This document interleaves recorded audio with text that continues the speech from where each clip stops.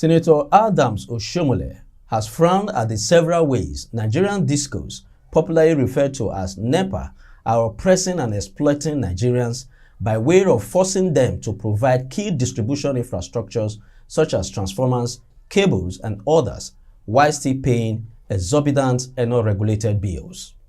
Our correspondent has the report. A visibly angry Oshiomhole could not hide or fake his displeasure about the oppressive and exploitative tendencies of the discos, who have subjected Nigerians to purchasing transformers, cables, and other key infrastructures with their personal resources without any form of compensation, and thereafter are forced to sign an undertaking that the transformer and cables bought with personal resources have been donated to NEPA. Personally, sir, people will say I committed class suicide in terms of NSC position with regards to private ownership when I supported, against the wish of my colleagues, the idea of privatizing electricity. My main argument then was that the beauty of capitalism and of private ownership is that in seeking to make profit, they will render a service. But the danger of public ownership is that whether they render service or not, they draw on the taxpayer treasury in the name of correcting what is there. I could never have imagined, as it is today, that a private person will collect money for services he did not render. And the Nigerian people are helpless. Even we here as privileged class have had to buy the transformer that I use here in the heart of Abuja. And to install it, I have to persuade, negotiate, and even effect payment to Abuja distribution, whatever, to connect the transformer I have procured personally with my resources. And hereafter, this transformer becomes the property of the disco. And every month, I am asked to pay bills. Every state governors, or most, spend public funds, buy transformers for communities. And then you still have to contribute money. Many of us, very soon, when we go back to the electorate, they are going to tell us that for 1 year, for 2 years, they've had no light. What is the problem? No transformer.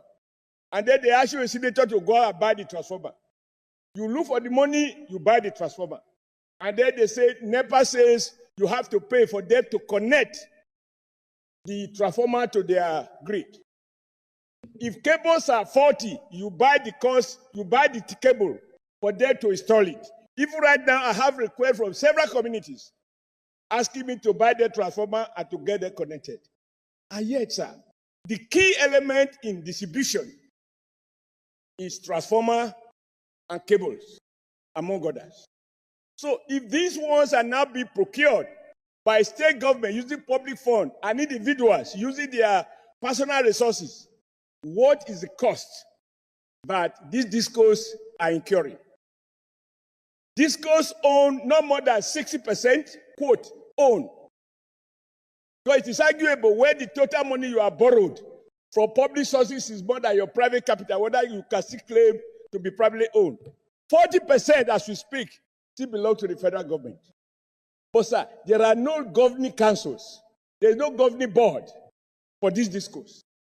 So federal government owns 60% of a business and it has no say in the board of those companies. So there is no corporate governance.